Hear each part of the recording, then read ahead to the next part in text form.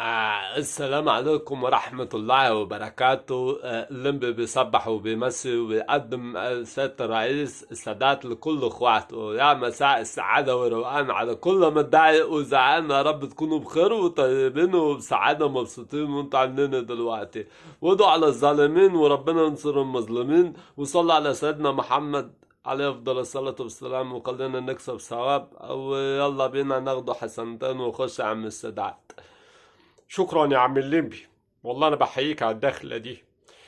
انا عايز اقول يعني بسم الله ما شاء الله، يعني الفن والفنانين يعني حاجة كويسة يعني، يعني القوة الناعمة يعني لأي دولة يعني، وبتعبر عن شعبها والمفروض بتعبر عن الدولة نفسها أحيانا يعني.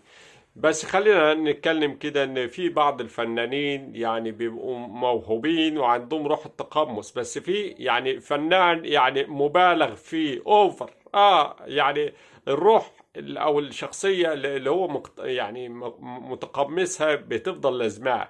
يعني واحد يعني استشهد في المسلسل، يقول لك انا الشهيد. يا عم شهيد ازاي يا عم؟ ده التمثيل كله كده وكده، بتاخدوا فلوس مقابل ده.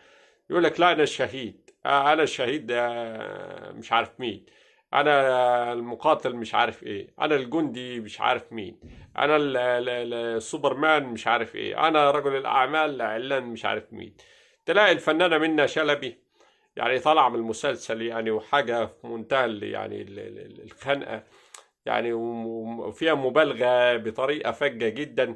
يقول لك احنا عملنا مسلسل بطولي. بطولي ايه يعني؟ وانتوا كنتوا مشاركين في حطين ولا يعني كنتوا مع قطز ضد المغول؟ في ايه يا جماعة؟ ده مسلسل ولا راح ولا جه.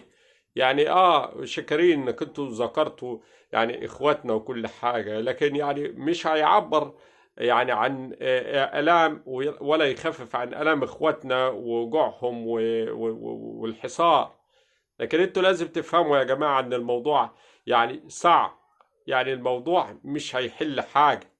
الفيديو ده مش هيضحك. الفيديو ده بيناقش بعض الناس اللي عايشة فوق وطايرة، وهي مش عايشة معانا تحت. على رأي أمير عيد، مأساتك سبوبة بياكلوا منها عيش. يلا، أقول قولي هذا واستغفر لي ولكم. لو عجبك الفيديو اعمل اشتراك، فعل الجرس، لايك، ورد في تعليق، شير. القناة دي بتناقش الترندات والأخبار بشكل ما هو جد وما هو ساخر في نفس الوقت، على حسب بقى. ممكن الواحد ما يهزرش لو الفيديو يلزم الجد. سلام يا أولاد.